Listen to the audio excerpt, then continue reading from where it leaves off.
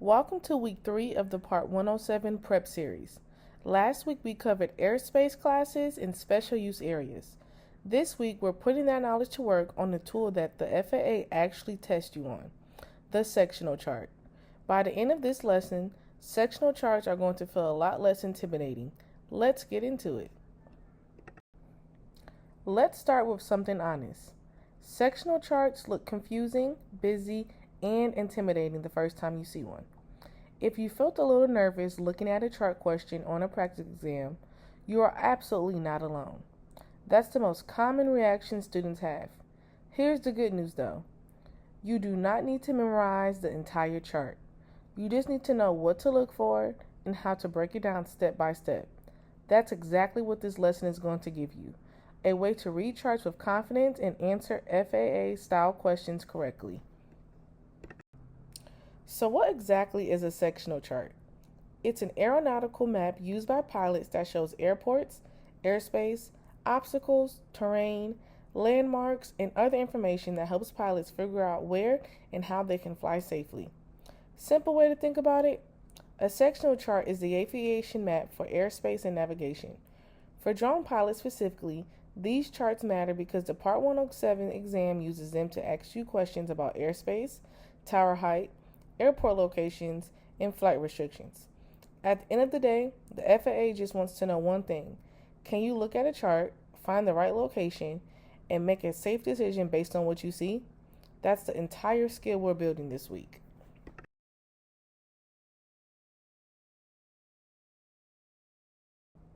The 5-step method for chart questions. Here's the method I want you to use every single time you encounter a chart question. A lot of students get these questions wrong simply because they move too fast. Slow down and trust this process. Step 1. Find the exact location on the chart before doing anything else. Step 2. Identify the symbol. Is it an airport, a tower, or an airspace boundary around it? Step 3. Read all the details carefully. Don't skip over numbers or colors. They're there for a reason. Step 4. Apply the relevant Part 107 rule to the specific situation. And step 5. Eliminate the wrong answers using logic and the chart data you've just gathered. 5 steps every time, no skipping ahead. Now let's tackle the area students struggle with the most. Airspace colors and boundaries. The colors and line styles on a sectional chart tell you exactly what class of airspace you're looking at. Blue solid rings often indicate Class B airspace, the most controlled airspace you'll encounter. Magenta solid rings often indicate Class C airspace around busy airports. Blue dashed lines usually indicate Class D airspace. Magenta dashed lines often indicate Class E airspace extending down to the surface. And if you don't see any surface markings at all, you may be in an uncontrolled Class G airspace. The FAA is testing one core skill here. Can you identify controlled versus uncontrolled airspace? And from that, decide whether authorization is needed before you fly. Let's pause for a second. Knowing the color and line style for each airspace class is generally one of the highest yield skills you can build for this exam. A small amount of memorization that pays off on question after question. If there's one visual pattern worth burning into memory this week, it's this one. Color and line style equal airspace class. Everything else builds from there. Let's move into another classic chart question. Obstacles, specifically towers. You might see a symbol on the chart with numbers like 1549 with 427 in parentheses. Here's exactly how to read that. The number outside the parentheses, in this case, 1549, is the top of the obstacle in feet MSL, mean sea level. Use that number when the question is asking for the top elevation of the tower. The number inside the parentheses, 427, is the height, AGL, above ground level. Use that number when the question is asking how tall the tower actually is. Students mix these two numbers up constantly, and it's almost always because they read the wrong number for the wrong question. Slow down, read the question carefully, then pick the matching number. Let's lock in that MSL versus AGO distinction one more time, because it shows up everywhere on this exam. MSL, mean sea level, is elevation measured from sea level. It's the total height from the ground all the way up, including the terrain beneath the tower itself. You use this number when the question asks for the top elevation. AGL, above ground level, is height measured from the ground directly below the structure. It tells you how tall the tower itself actually is. You use this number when the questions ask for the tower's height. Here's your memory hook. Outside the parentheses equals MSL, inside the parentheses equals AGL. Outside, inside. Sea level, ground level. Lock that pairing in. Next skill, measuring distance. The FAA may ask you how far one point is from another. From an airport to a tower, between two airports, or from a landmark to an airspace boundary. Here's the rule to remember.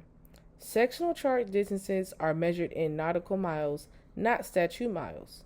And here's a warning. Do not guess based on what looks close on the chart. Use the chart scale and measure carefully. A surprising number of students lose easy points on this exact skill by estimating instead of actually measuring. This is one of the simplest things you can do to get right on the whole exam, and one of the easiest things to get wrong if you rush through it. Here's a strategy that will save you on test day. Before you try to answer a chart question, stop and ask yourself, what exactly are they asking me to find? Chart questions generally fall into 4 buckets. Airspace class, what class of airspace is this location in? Authorization needed, does flying here require LAANC or FAA authorization?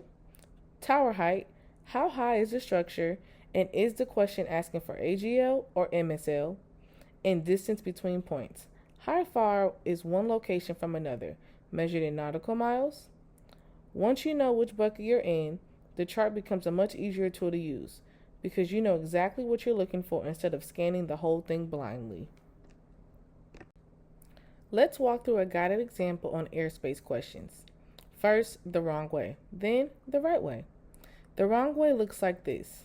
Glance at the airport, guess the airspace class based on a quick look, skip over the colors and line style entirely, and pick the first answer that seems reasonable. That approach gets students in trouble fast. Here's the right way instead.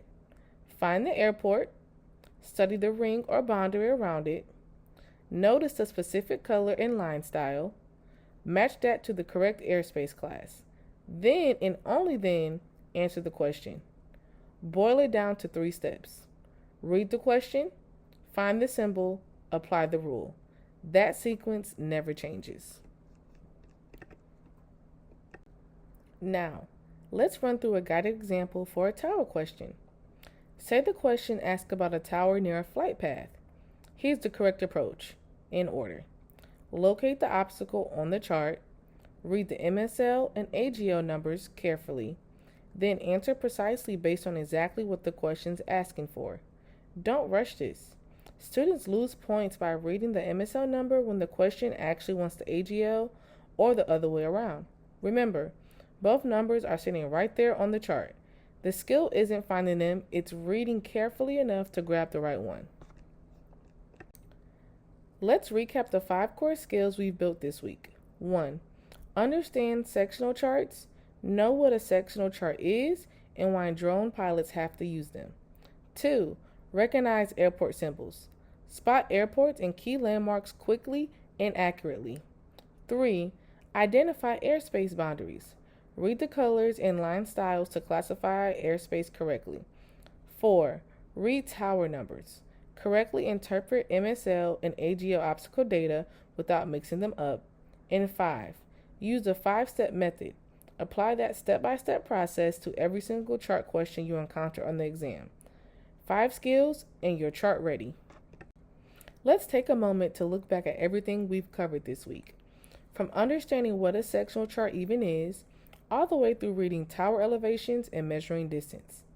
If any of these pieces still feel a little fuzzy, this is a good moment to pause and go back through the section before we move on to our final practice and review. Here's something important to hold on to.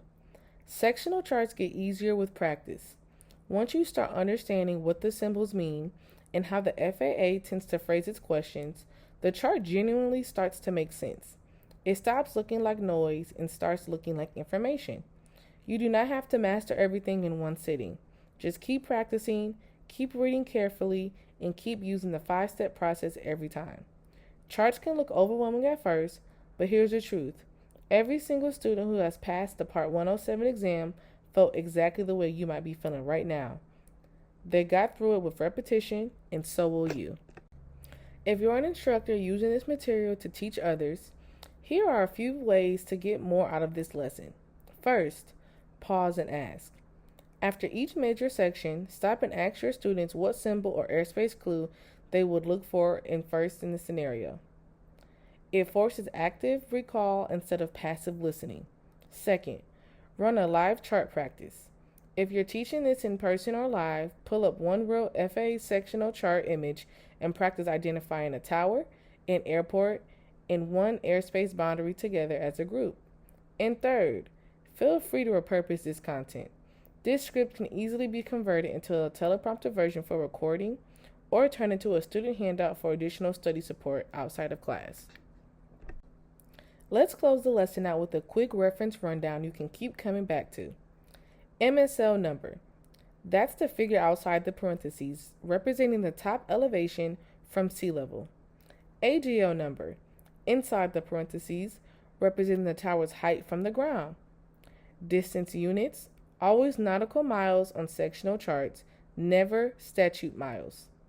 Then the airspace colors. A blue solid line means Class B airspace. A magenta solid line means Class C airspace. A blue dashed line means Class D airspace. A magenta dashed line means Class E airspace down to the surface. And no surface marking at all likely means Class G, uncontrolled airspace. Screenshot this slide if you need it. It's your cheat sheet for the chart questions going forward. Looking ahead to week 4, we're shifting gears into weather for drone pilots. We're going deeper into weather, safety considerations, and more test-style questions in the same format you've been practicing with this week. Understanding weather is just as critical as reading sectional charts, and the FAA tests it heavily on the exam. Stay with the series because each week builds directly on the last, and the chart reading skills you just built are going to come up again when we talk about weather minimums and visibility requirements. Great work finishing week 3. For next week's lesson, we'll be discussing weather for drone pilots with more test-style questions and real-world safety knowledge. Thanks for working through this lesson with me, and see you in the next one.